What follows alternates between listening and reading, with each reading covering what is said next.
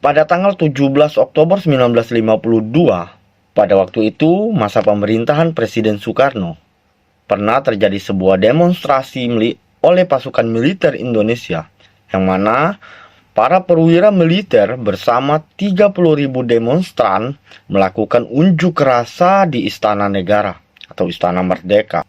Saat itu, tank, meriam, dan persenjataan artileri bahkan menghadap ke arah Istana Merdeka. Demo ini bukan bertujuan untuk melakukan perlawanan atau pengkudetaan terhadap presiden yang berkuasa pada masa itu. Namun demonstrasi ini dilakukan oleh massa demonstran bersama dengan TNI untuk meminta parlemen dibubarkan. Tindakan ini dilakukan oleh militer dalam menyikapi kondisi politik negara yang tidak stabil. Bagaimana cerita mengenai moncong meriam yang mengarak pada istana ini? Simak terus video ini. Tapi sebelumnya, jika kalian mempunyai usulan mengenai topik yang ingin kita angkat, baik itu tentang sebuah insiden, peristiwa, tragedi, ataupun sejarah, jangan lupa tulis di kolom komentar.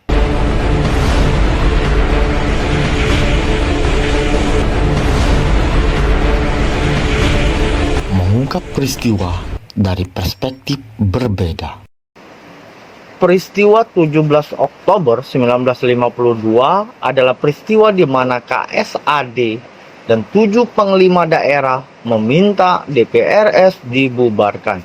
Latar belakang peristiwa ini terjadi karena tertundanya pemilihan umum yang dianggap sebagai strategi DPRS untuk mempertahankan kedudukan mereka di tengah kondisi politik yang tidak stabil.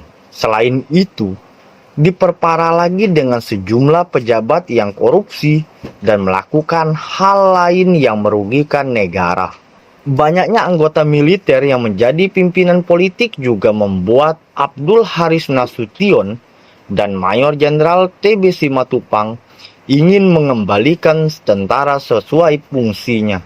Kolonel Bambang Supeno tidak sependapat dengan Abdul Haris Nasution dan akhirnya mengirimkan surat ke parlemen karena merasa tak puas dengan kepemimpinan Abdul Haris Nasution. Akibat dari itu, militer terpecah menjadi dua pandangan dan DPRS terlibat dalam hal itu. Keterlibatan DPRS membuat sebuah persoalan baru karena dianggap telah mengintervensi masalah internal TNI. Keadaan politik yang tidak stabil ini membuat rakyat geram dan menginginkan agar pemilu dipercepat sehingga anggota parlemen dapat diganti. Pada tanggal 17 Oktober 1952, para perwira militer bersama dengan 30.000 demonstran melakukan unjuk rasa di Istana Merdeka.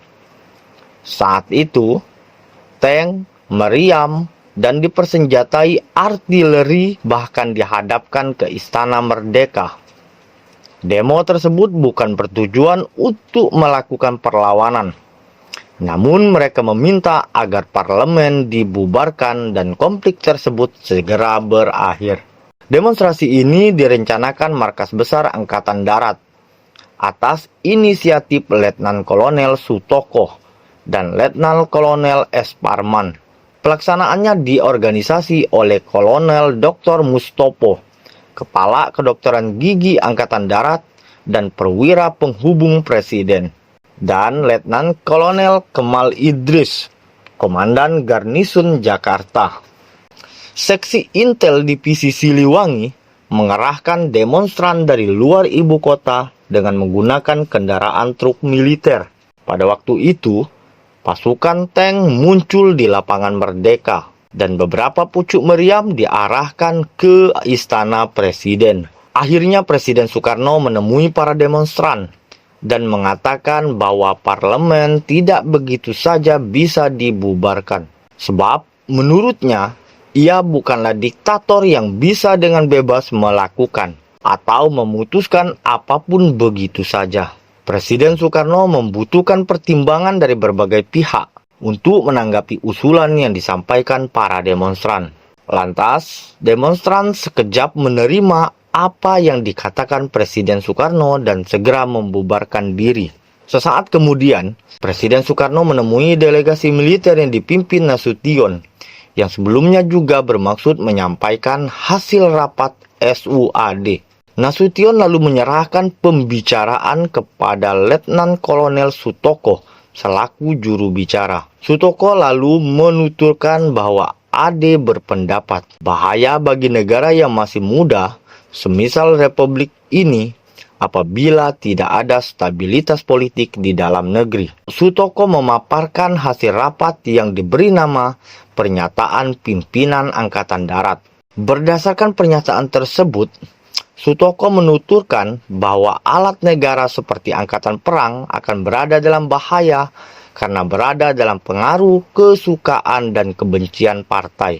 Militer menuntut supaya DPRS segera dibubarkan dan Presiden membentuk DPRS baru dengan pertimbangan kehendak rakyat. Selain itu, para petinggi AD menuntut percepatan proses perbaikan dan penyempurnaan angkatan perang beserta penjagaan ketertiban umum demi menghindari kekacauan. Presiden pun berjanji untuk merundingkan dengan pemerintah untuk segera mengadakan pemilu dalam tempo sesingkatnya. Mengingat banyak demonstran tentara yang berasal dari luar Jakarta, seperti seksi Intel Divisi Siliwangi, Presiden menjamin suara-suara rakyat di luar Jakarta akan diperhatikan. Permasalahan internal militer semakin parah, membuat Nasution mengundurkan diri demi kebaikan dan perkembangan negara dan TNI. Untuk mengisi lowongan posisi KSAD, pemerintah untuk sementara waktu menempatkan Kolonel Bambang Sugeng. Sosok Bambang Sugeng dipilih lantaran dianggap cenderung netral di tengah kubu Nasution CS dan Kolonel Bambang Supeno CS. Rapat kolegial atau RAKO digelar pada 25 Februari 1955 dan menelurkan Piagam Yogyakarta yang intinya menyatukan kembali TNI AD. Piagam ini diberi nama Piagam Keutuhan Angkatan Darat. Dengan adanya piagam ini, perselisihan di kalangan militer terutama TNI AD dianggap selesai. Namun usaha Kolonel Bambang Sugeng itu tak memberi hasil signifikan. Friksi tetap terjadi, sehingga akhirnya mantan wakil 1 KSAP itu memilih mengundurkan diri.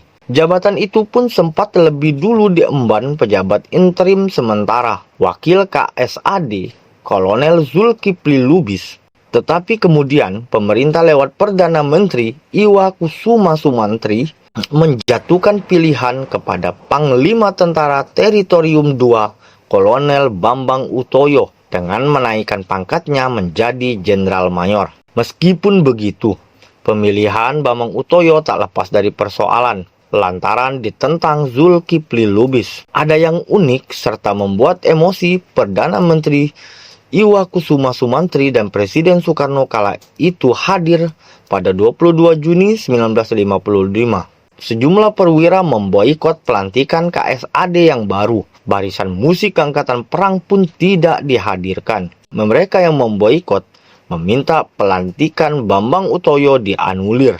Meski begitu, pelantikan dengan tanpa tata cara militer yang lengkap tetap digelar. Walaupun tanpa barisan musik TNI, lagu Indonesia Raya tetap dikumandangkan dengan bantuan barisan musik pemadam kebakaran. Friksi tidak berhenti sampai di situ. KSAD yang baru dilantik bahkan tidak diperbolehkan masuk ke Markas Besar Angkatan Darat atau MBAD. Sebuah peristiwa yang buntutnya melahirkan mosi Zainal Baharudin dan menjatuhkan Kabinet Ali Sastro Amijoyo. Kabinet yang baru pimpinan Burhanuddin Harahap pun sempat dihujani tekanan jika menyoal friksi TNI. Hingga pada akhirnya Nasution dipanggil dari 3 tahun pengasingannya. Kabinet Burhanuddin Harahap yang didominasi politisi Masyumi dan Nahdlatul Ulama atau NU itu menunjuk lagi Nasution sebagai KSAD dengan kenaikan pangkat Jenderal Mayor pada 1 November 1955. Guna meredam friksi berkelanjutan,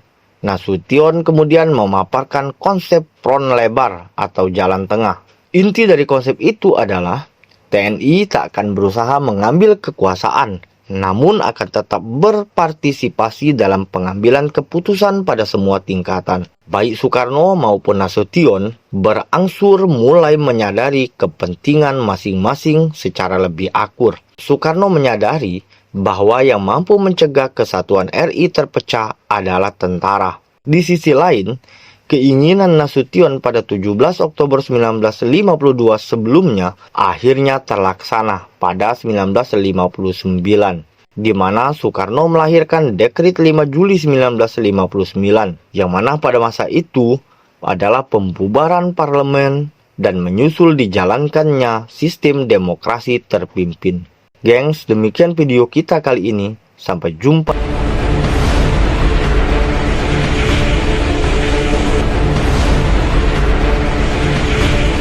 Mengungkap peristiwa dari perspektif berbeda.